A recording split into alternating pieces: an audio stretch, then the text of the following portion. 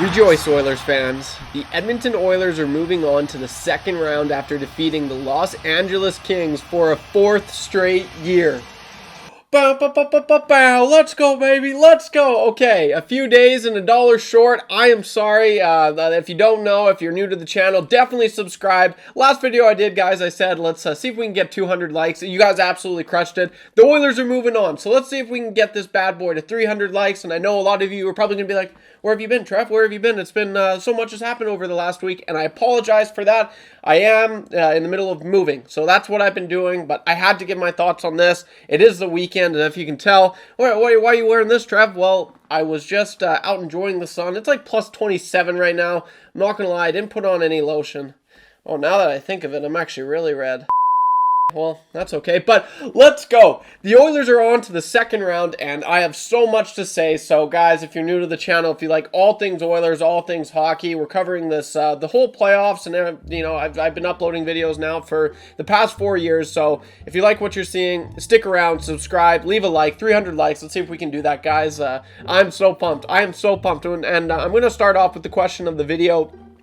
After Game 2, are you surprised that the Edmonton Oilers were able to come out of this series victorious? Because I know a lot of people, you know, they had them, nope, they're done. And including myself, there was no way I thought the Oilers were going to be able to bounce back after losing those games the way they did. The Kings just looked really good. And that was the narrative going into this series. This Kings team is different. They had the best home team in the entire NHL. They set a franchise record. They looked so good to finish off the season.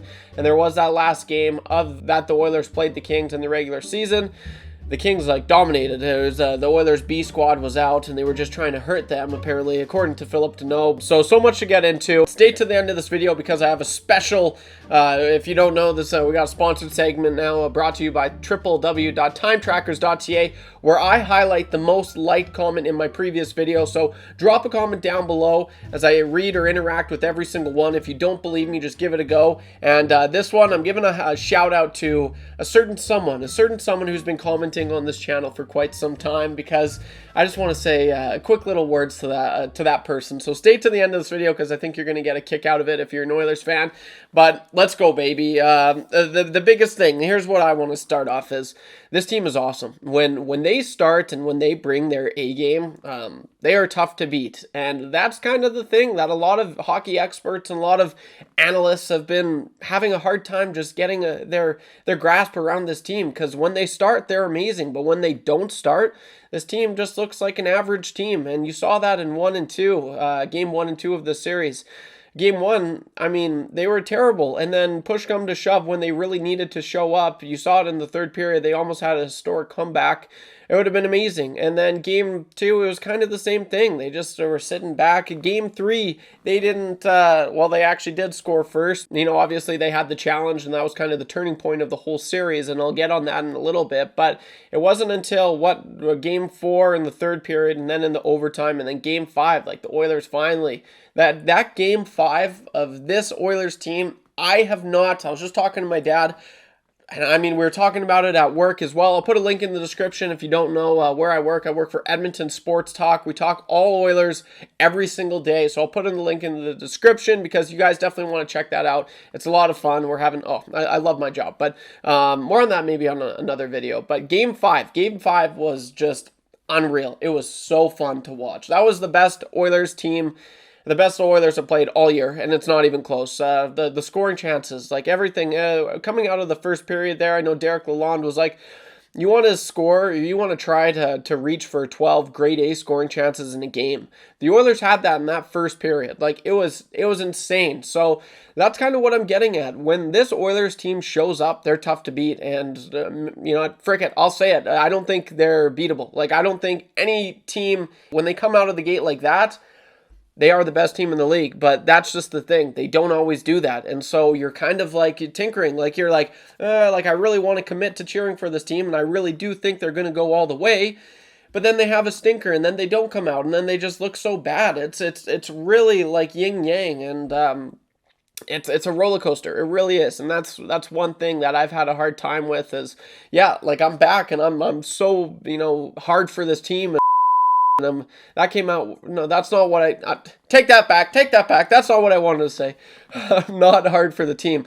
What I was meaning to say is it's just hard to really commit to cheering for this team because of what everything I just said. So why else did the Oilers do really good in the series? Well, I mean, the scoring depth, and you saw that in Game 5, and you saw that especially in Game 6. Adam Henrique, he got on the board. Trent Frederick, he finally scored. Matthias Janmark apparently is just the next coming of Fernando Pisani. Maybe not that impressive, but he really brings his game up in the playoffs. Like, it's night and day. He didn't score a single goal this year past a goalie by shooting the puck.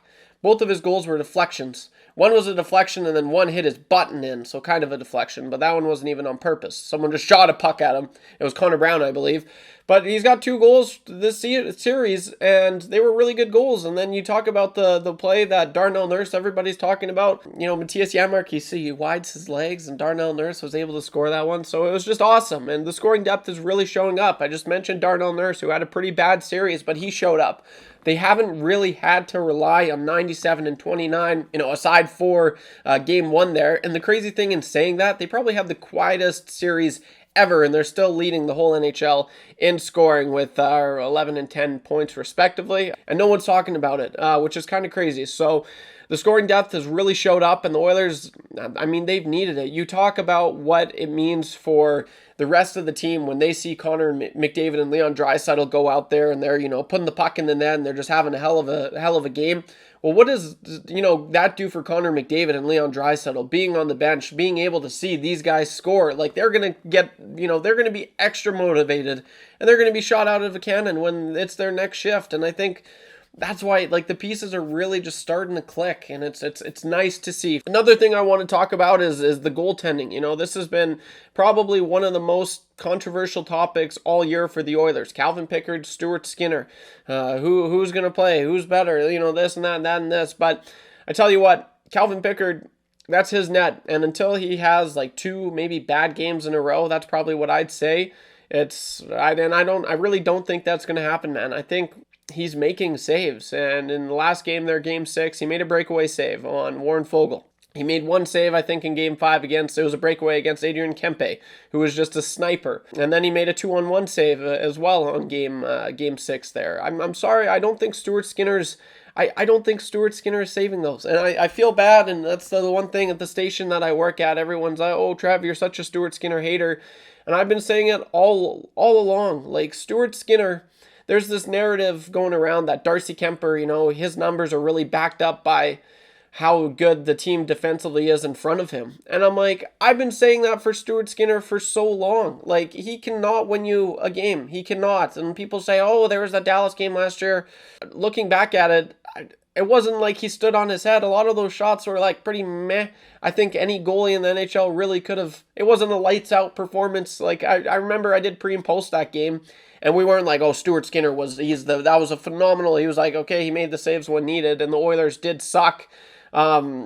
They were only able to get 10 shots, but I don't know. I think this is Calvin Pickard's crease. I think he wins you games. He comes up with more clutch saves, and I hate this narrative that Calvin Pickard, he's your backup. It's I'm sorry, your backup for the Oilers has been playing better than the starter for the last year, and it's not even close. I think he looks way better in net. I think he looks way more calm. I think he's coming up with more clutch saves.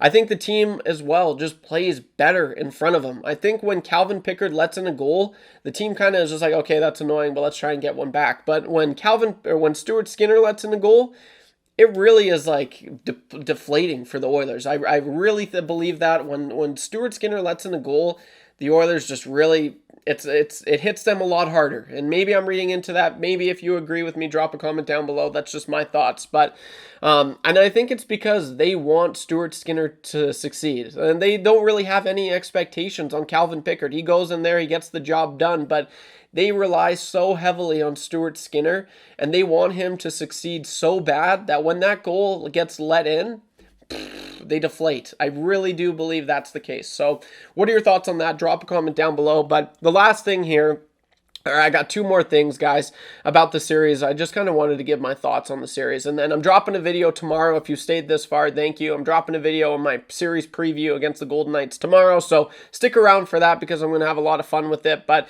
the special teams for the Oilers definitely as well sorted itself out in game 1 and 2. I mean, they were terrible. There was this crazy stat, and I still couldn't believe it. They allowed the Edmonton Oilers last year in the Stanley Cup playoffs, they allowed just 4. They just allowed 4 freaking power play goals against, which is insane to say. But in the first 2 games, they allowed 5. In the first 2 games of this series, they allowed more power play goals against than they did all playoffs last year. Like, that is crazy. That just goes to show how good they were defensively last year and how crap they were to start the series this year. So that's awesome. They figured it out. They definitely were a lot more clutch in the last few games there. And then, you're looking at the penalty kill, it really stepped up. But the power play really started to mesh that confidence. You knew it was going to happen, but a lot of people forget Connor McDavid, Leon Draisaitl, like that power play, the Oilers lineup as a whole wasn't really a lineup at all for the last month of the season. Like, those guys didn't play at all until game 1. And so you have to think that definitely played a part, which it did. And it started to show as the series went on, the Oilers got better. And it's because the guys were starting to find their game because they hadn't played together in so long. So that was awesome. Special teams was great. They really showed up. But another question of the video, guys. Drop a comment. I'm really curious to hear what your thoughts are. What was the turning point for the LA Kings? And a lot of people are going to go with, and I said it in the last video I did, roll it. Quinton Byfield, he could have just dumped it out. He could have chipped it out. He was going for the goal. I get it. I understand it. But I know on the flight home tonight or whenever the Kings head back down south, he's going to be thinking, like, why didn't I just chip it out? Yeah, I said Quinton Byfield, and, here we are now, and I bet, he's probably on the beach in LA just like, with a pina colada, maybe looking at the ocean, just nodding his head. Why didn't I get it out? Why? Like, I was going for the goal. Why didn't I dump it out? So a lot of people are saying that. A lot of people are saying, you know what? Maybe, in fact, that game 1, the Oilers being able to come back, maybe that got in the Kings' head, and it kind of really messed with their psyche. Some people have said that, but I think it all stems back from Jim Hiller and the coaching challenge, probably the worst coaching challenge in NHL history. That was it, man. That was the series, and it was kind of a trickle-down effect from there, because if he doesn't do that, who's to say Quinton Byfield's never in that position, right? They never get up. Who knows? Like, the events that transpired after that one moment, it really did not go well for the Kings after that. So that's what I kind of go to. Jim Hiller, just an all-time bad challenge, and he's going to be, could he lose his job for that? Maybe. I don't think he's deserving of it. It's really not the coach at this point. You've had a few coaches go at this. You've had a few goalies go at the Oilers the last few years.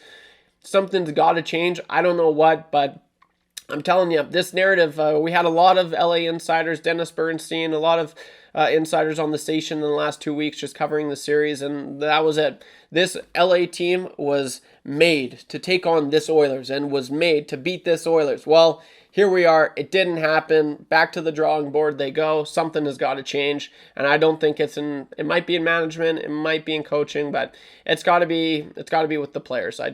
It's tough, and we've now seen this happen. If you're an Oilers fan, it's music to my ears. The Oilers have been able to do this to the Calgary Flames.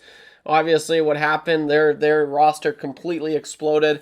Last year as well with the Vancouver Canucks. You look at what's going on there, and then now the Kings. But the Kings have been the team that's kind of kept that group together. So will it change now? Probably. If you're a betting man, that's what I'd say. But it is that time of the video. Dun, dun, dun, dun. It's that time of the video brought to you by www.timetrackers.ca. It's an Alberta-based company with clocks all over Canada at Time Trackers. They work around the clock for you, whether you want a big clock, a medium-sized clock, or this clock right here. Dun, dun, dun, dun. You name it, they got it. Again, that's www.timetrackers.ca. And like I said, it's that time of the video. And if you made it this far, there is a special someone I want to quickly shout out. That special someone has been, they've commented on pretty well every single video I've ever done. and you've probably seen them. They're probably the channel troll, but a fun troll. And you know what? He says some silly things, but I love it. I welcome all comments in the comment section, as long as you're not too stupid or say, anything completely just dumb and like, what are you even talking about? He's never done that, but he really likes to stir the pot, and I'm all for it. It creates conversation. It creates, it's just good. But it is Coley Cross, and I'm just going to find it here. Coley Cross is a Flames fan, and he's been commenting on the channel ever since I started. And yeah, I love what he has to say, but he also said, and I'll highlight it here, LMAO, the dude below me says McDavid is tired of people counting them out and has 12 likes already. I repeat, I will never win comment of the day. Well, today, Coley, you did, because yeah, I just want to say thanks. He comments on every single video, and I will say he's doubted the Oilers to go into the second round every single year in the last like 5 years. I know, because I keep tabs with him. I know what he comments. I can check and look back at all of his comments. So he said 4 years ago the Oilers were going to lose to the Kings. He said it 3 years ago. He said it. So Coley, if you're watching, which I know you are, just keep commenting the exact same thing, because it's really worked. Every time you say the Kings are going to beat the Oilers, that never happened. So keep doing that, and I really appreciate it. And in this series, he also said, Trevor, this video will not age well. Thanks for giving us Warren Foegele. He played great. Also, maybe you should mention that Connor was only a +1 in game 1.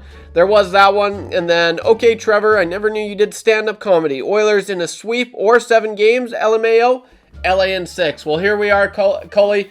The Oilers advanced, the Kings did not, and I want to say a lot of this is because of you. In all seriousness, though, I do like that you watch every single one of my videos. It does mean the world, and I hope things are going well down south. So take her easy, guys. The Oilers are advancing. Like I said at the beginning of the video, I'm dropping a video tomorrow with my thoughts on the Oilers Vegas Golden Knights series preview. Thanks for liking, thanks for subscribing, thanks for all the continued support. You guys are absolute beauties. I really, really appreciate it. 300 likes, that's the goal of this video. Don't be average when you can be above average. I'll see you in the next one. Peace.